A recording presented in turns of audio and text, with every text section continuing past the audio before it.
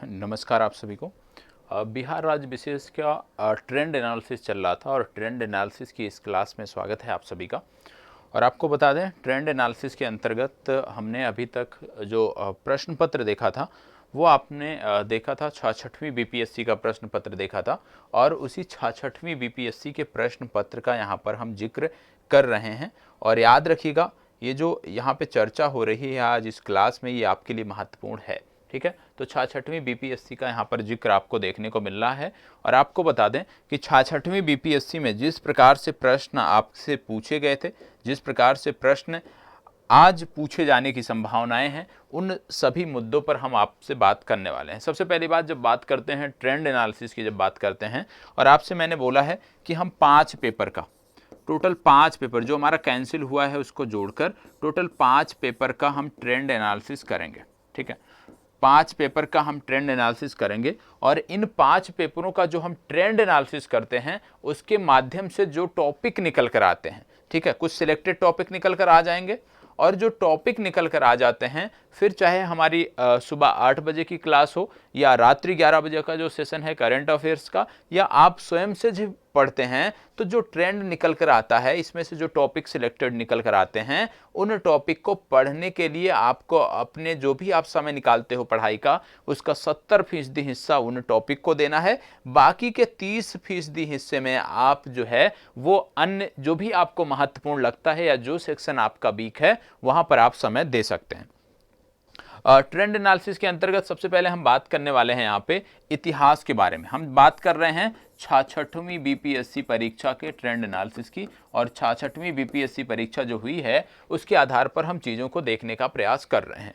इतिहास की बात करते हैं तो आप जानते हैं इतिहास के 3 सेशन, प्राचीन भारत का इतिहास, मध्यकालीन भारत का इतिहास और आधुनिक भारत का इतिहास। अब देखो, ये जो ट्रेंड एनालिसिस मैं कर रहा हूं ये आपको स्वयं करना है। लास्ट दिन जब हम 5 पेपर का कर लेंगे तो 5वें पेपर के साथ मैं आप सबके समक्ष उपस्थित हो जाऊंगा और उसमें हम 5 पेपर में क्या निकल कर आया है उसकी हम बात कर लेंगे। लेकिन यहां पर आज जो हम बात करने वाले हैं वो सिर्फ और सिर्फ एक पेपर की बात करने वाले हैं। इसके आधार पर आप स्वयं से भी इस कार्य को कर सकते हैं। अब इतिहास की जब हम बात करते हैं तो सबसे पहले प्राचीन भारत की जब इतिहास की बात करें तो प्राचीन भारत के इतिहास में आपको देखने को मिलता है सिंधु घाटी सभ्यता।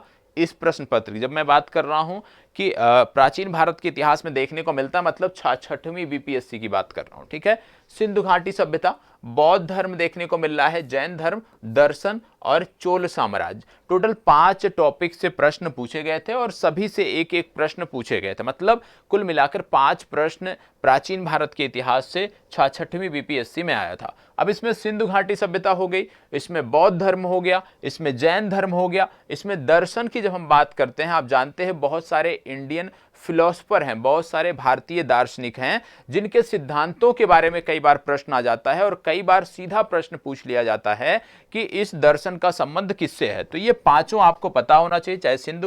चाहे हम बौद्ध धर्म की बात करें, ये भी उसी में आ जाता है, जैन उसी में आ जाता है। ठीक है, तो इस तरह के जो भी दर्शन है उनकी यहाँ पे हम बात कर रहे हैं। इसके बाद अगला आता है मध्यकालीन भारत का इतिहास। और मध्यकालीन भारत के इतिहास की जब बात करते हैं तो यहाँ पे 2 टॉपिक आपके लिए महत्वपूर्ण हैं।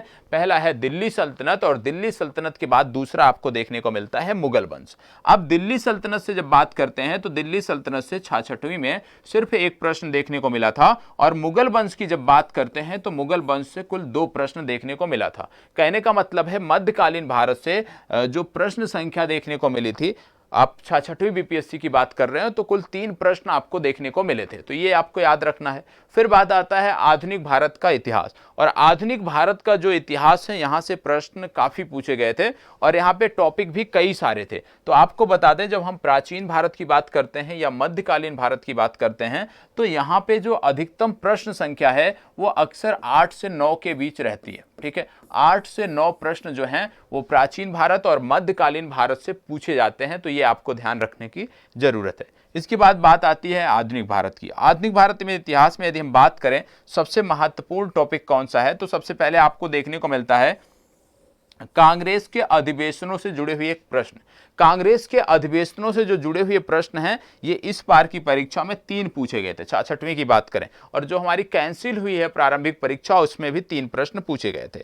इसके बाद गांधी और उनके प्रारंभिक आंदोलन की बात करते हैं, यहां से भी कुल 3 प्रश्न आपको देखने को मिले थे। गांधी और उनके प्रारंभिक आंदोलनों से संबंधित 3 प्रश्न देखने को मिले थे। तो कांग्रेस के अधिवेशन हो गया या गांधी और उनका प्रारंभिक आंदोलन हो गया, ये 2 महत्वपूर्ण टॉपिक आपको नजर आते हैं आधुनिक भारत की दृष्टि से, और 6 से 7 प्रश्न यहां से पूछे जाते हैं। इसके बाद आप बात करोगे गवर्नर जनरल, ये भी महत्वपूर्ण है, एक प्रश्न देखने को मिलता है। धार्मिक सुधार आंदोलन, आप देखते हैं धर्म सुधार आंदोलन थे तो वहां से संबंधित भी प्रश्न आपकी परीक्षा में पूछा गया है। स्वराज पार्टी के गठन से संबंधित प्रश्न देखने को मिला है, और यूरोपीय कंपनियों के भारत आगमन से संबंधित एक प्रश्न, और मार्ले मिंटो सुधार या 1909 के अधिनियम से संबंधित एक प्रश्न देखने को मिलता है। फिर 1857 की जो क्रांति है यहां से 2 प्रश्न आपको देखने को मिलते हैं राष्ट्रीय संदर्भों में। फिर इसके बाद आता है भारत शासन अधिनियम 1935।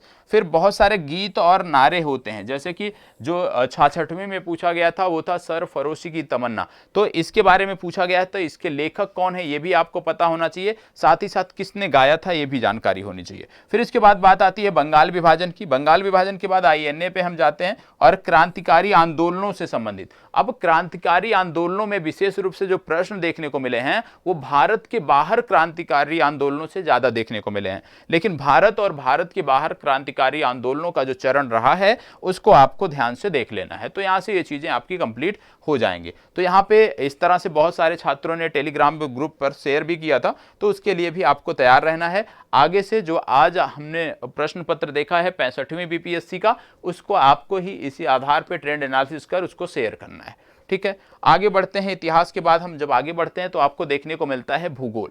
अब भूगोल में कहां से प्रश्न बन रहे हैं, 66वीं की बात करें तो विश्व के भूगोल से 3 प्रश्न देखने को मिल रहे हैं, और ये जो 3 प्रश्न थे यदि आप समसामयिक संदर्भों को ध्यान से लेकर चलते होंगे तो यहां से ये चीजें आपकी कंप्लीट हो जाएंगी। हाँ, सेंसस से संबंधित एक प्रश्न देखने को मिला है, और फसल विशेष रूप से कृषि से संबंधित एक प्रश्न, वाइल्ड लाइफ सेंचुरी से संबंधित एक प्रश्न, और ऊर्जा संसाधनों से संबंधित एक प्रश्न देखने को मिला है। तो ये तो हो गया भूगोल का जिक्र, और भूगोल में आपने देखा कि विश्व के भूगोल से लगातार प्रश्न पूछे जाते हैं और पूछे जाने की संभावनाएं हैं। तो ऐसे में विश्व का जो भूगोल है उसको समसामयिक संदर्भों में जो हम पढ़ते हैं, जब हम घटना चक्र पूर्वालोकन पढ़ते हैं, या जब हम करंट अफेयर्स को देखते हैं तो उसको भी वहीं पर उसी पल देखने की जरूरत है। तो ये तो आपका हो गया भूगोल की विषय वस्तु। भूगोल के बाद फिर हम आते हैं राज्य व्यवस्था में, और राज्य व्यवस्था में 2 टॉपिक सबसे महत्वपूर्ण हैं आपके लिए। पहला है पंचायती राज, ठीक है, पंचायती राज, और दूसरा है निर्वाचन आयोग, ठीक है। तो ये 2 आप अवश्य करिएगा, बाकी कुछ मिसलेनियस हैं उसके बारे में भी बात होगी, लेकिन अनिवार्य रूप से पंचायती राज जब भी पॉलिटी की किताब आप खोलते हैं पढ़ना है, निर्वाचन आयोग आपको पढ़ना है। इसके बाद आपको देखने को मिलता है सामान्य विज्ञान। सामान्य विज्ञान आप जानते हैं एक महत्वपूर्ण पिलर है आपकी परीक्षा में, और ये जो पिलर है, 4 पिलर हैं आपकी प्रारंभिक परीक्षा में जो आपको प्रीलिम्स क्वालिफाई कराते हैं, जिसमें सामान्य विज्ञान हो गया, करंट अफेयर्स हो गया, इतिहास हो गया, और बिहार राज्य विशेष हो गया। तो सामान्य विज्ञान में जब बात करते हैं तो सामान्य विज्ञान में विशेष रूप से भौतिक विज्ञान, रसायन विज्ञान और जीव विज्ञान, तीनों के प्रश्न यहाँ पे शामिल हैं। ज्यादातर प्रश्न आपके जीव विज्ञान से पूछे जाते हैं, जैसे कि सबसे पहले आपको देखने को मिल रहा होगा विटामिन और पोषण। विटामिन और पोषण एक महत्वपूर्ण टॉपिक है, यहां से 5 प्रश्न आपको 66वीं में देखने को मिलता है, ठीक है। विटामिन एवं पोषण, विटामिन और पोषण के बाद यदि हम वर्गीकी की बात करें तो वर्गीकी से भी 3 प्रश्न देखने को मिलते हैं। पाचन तंत्र से 2 प्रश्न आपको देखने को मिलते हैं, ठीक है। इसके बाद यदि हम बात करें जीव विज्ञान में अन्य खंडों की, तो आपको देखने को मिलता है रोग उपचार, जनन भ्रूणीय विकास। जनन भ्रूणीय विकास के बाद फिर आपको देखने को मिलता है, देखो रोग उपचार से संबंधित 2 प्रश्न देखने को मिलता है, 2 जगह मैंने लिख दिया है। तो रोग उपचार हो गया, विटामिन पोषण हो गया, वर्गीकी हो गया, पाचन तंत्र हो गया। ये महत्वपूर्ण टॉपिक रहे हैं जहां से प्रश्न आपको देखने को मिले हैं 66वीं में। तो कहने का मतलब है कि जो महत्वपूर्ण टॉपिक है उनको हमें बार बार करना है, बार बार रिवाइज उनको करना है, ठीक है। अब जब 5 पेपर का हम ट्रेंड निकाल लेंगे तो हमें एक आइडिया लग जाएगा कि किस प्रकार से प्रश्न बन रहे हैं, कहां से प्रश्न बनने की ज्यादा संभावनाएं हैं। अब इसमें यदि हम बात करें भौतिक और रसायन की, तो जैसे मात्रक इकाई एक प्रश्न अनिवार्य रूप से, परमाणु संरचना 2 प्रश्न, विलयन से संबंधित 1 प्रश्न, विद्युत धारा प्रतिरोध से संबंधित 2 प्रश्न आपको देखने को मिलता है, अम्ल क्षार लवण से संबंधित 1 प्रश्न देखने को मिलता है, धातु खनिज अयस्क से संबंधित 2 प्रश्न देखने को मिलता है, उर्वरक से संबंधित 1 प्रश्न देखने को मिलता है और जनन और भ्रूणीय विकास से संबंधित भी 1 प्रश्न देखने को मिलता है। तो कहने का मतलब ये टॉपिक है आपके सामान्य विज्ञान के, जैसे मैंने बोला, और आप में से बहुत सारे लोगों ने स्वतः प्रयास किया है, स्वयं से प्रयास किया है, बेहतर प्रयास है। इसी तरह से प्रयास करना है। सिर्फ 5 प्रश्न पत्र हमें देखना है और 5 के आधार पर जो रिजल्ट निकल कर आता है फिर उसी रिजल्ट पर हमें आगे बढ़ना है। ठीक है, चलिए आगे देखते हैं सामान्य विज्ञान के बाद। तो फिर बात आती है बिहार राज्य विशेष। अब बिहार राज्य विशेष की जब बात करते हैं तो विद्रोह और आंदोलन, जैसे बिहार में पूछा जाता है कि 1857 की क्रांति का नेतृत्व किसने किया, उसकी भी इसी में जिक्र है। संथाल विद्रोह पूछा जाता है, उसका भी इसी में जिक्र है। तो कहने का मतलब है विद्रोह और आंदोलन जो हैं ये आपके लिए महत्वपूर्ण है और इससे कुल मिलाकर बिहार में 2, 2, 4 और 6, 8 प्रश्न आपको देखने को मिल रहे हैं। तो कहने का मतलब है बिहार के जो विद्रोह और आंदोलन हैं वो सर्वाधिक महत्वपूर्ण है बिहार राज्य विशेष में। इसके बाद यदि हम बात करते हैं तो योजनाएं जो हैं, बिहार राज्य सरकार की जो योजनाएं हैं या केंद्र की जो योजनाएं हैं जिनमें बिहार बेहतर कर रहा है वो आपके लिए महत्वपूर्ण हो जाते हैं। और राज्य व्यवस्था में विशेष रूप से पूछा जाता है आपसे, जैसे विधायिका हो गया, तो इसको भी थोड़ा सा देख लेना है। 2 प्रश्न अनुमानित हैं, पूछे भी जाते हैं।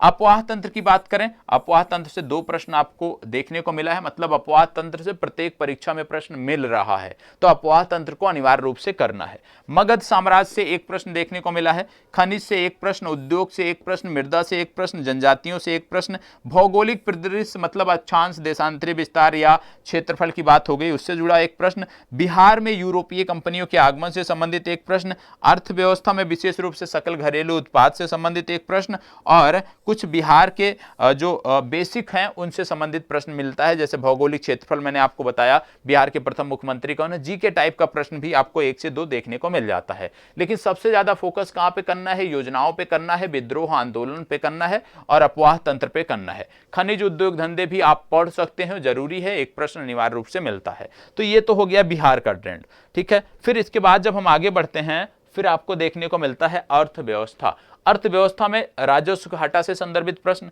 सूचकांक से संबंधित प्रश्न और योजनाओं से संबंधित प्रश्न आपको देखने को मिलता है। तो ये तो हो गया आपका ट्रेंड एनालिसिस, जहां से संदर्भित प्रश्न 66वीं बीपीएससी में पूछे गए हैं और आपकी जो परीक्षा है इस आधार पर हम एक अपना माइंडसेट तैयार करेंगे, माइंडसेट बनाएंगे कि इस आधार पे भी हमें तैयारी करनी है। 5 प्रश्न पत्र के ट्रेंड एनालिसिस के बाद जो निकल कर आता है और उस आधार पे यदि हम आगे बढ़ेंगे तो निश्चित रूप से ज़्यादा आप में से ज़्यादा छात्र जो हैं वो प्रारंभिक परीक्षा को क्वालिफाई करेंगे और प्रारंभिक परीक्षा को सभी को क्वालिफाई करना भी अनिवार्य है।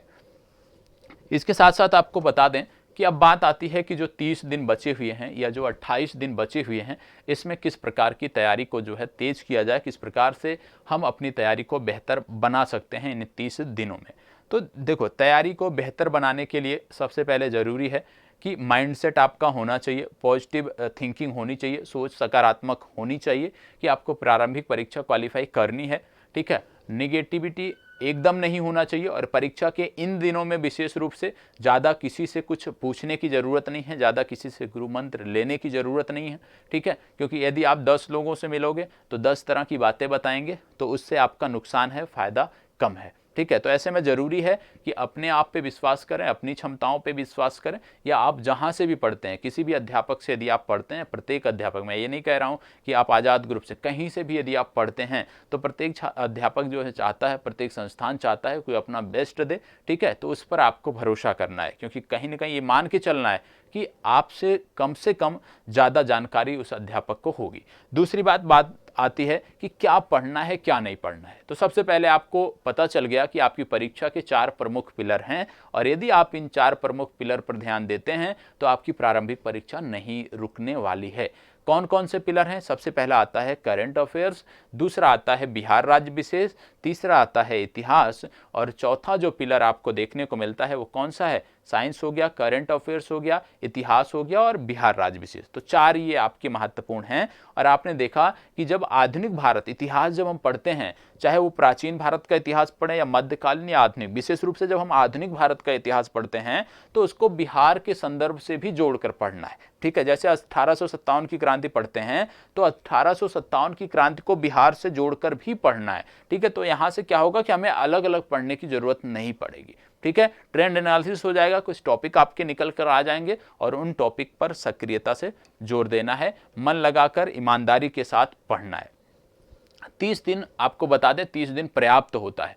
30 दिन बहुत है प्रारंभिक परीक्षा की तैयारी के लिए। यूपीएससी के लिए 60 दिन बहुत होते हैं। यदि आपने वर्ष भर पढ़ा है तो 60 दिन में प्रारंभिक परीक्षा क्वालिफाई हो जाती है पढ़कर, ठीक है। और किया है लोगों ने, हम लोगों ने भी किया है, तो आसानी से हो सकती है 30 दिनों में। इसमें कोई भी हेडक लेने की, टेंशन लेने की जरूरत नहीं है। अब बात आती है कि क्या चीजें 30 दिन में कौन कौन सी पुस्तकें आपके पास होनी चाहिए। अनिवार्य रूप से आपके पास इतिहास का पूर्वालोकन, अनिवार्य रूप से आपके पास इतिहास के साथ साथ विज्ञान का, सामान्य विज्ञान का पूर्वालोकन, घटना चक्र पूर्वालोकन अनिवार्य है, सबके पास होनी चाहिए। कम से कम यदि आप सभी विषयों का नहीं खरीद सकते हो तो कम से कम इन 2 विषयों का पूर्वालोकन आपके पास अनिवार्य रूप से होना चाहिए, इतिहास का और इतिहास के साथ सामान्य विज्ञान का।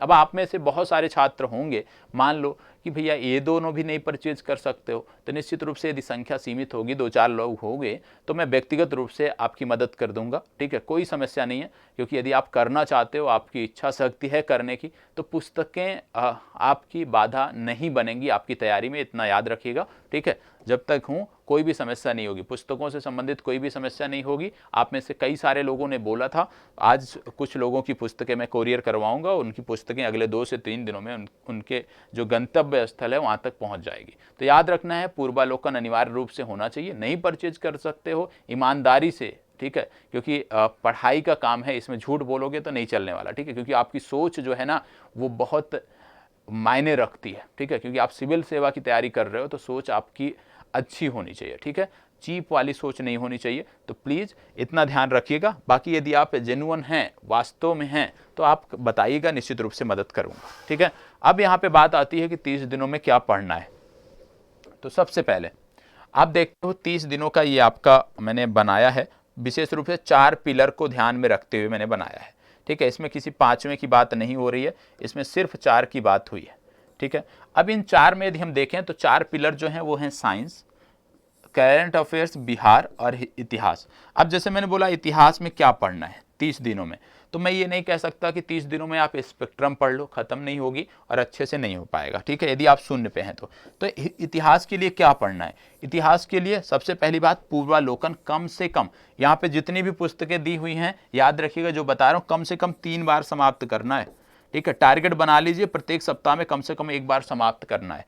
अब इतिहास की जब हम बात करते हैं, पूर्वालोकन की जब हम बात करते हैं, तो ये होना चाहिए आपके पास। साथ ही साथ आपके पास 1 लाइनर पुस्तक होनी चाहिए। अब वो सिर्फ 1 लाइनर पुस्तक होनी चाहिए आपके पास।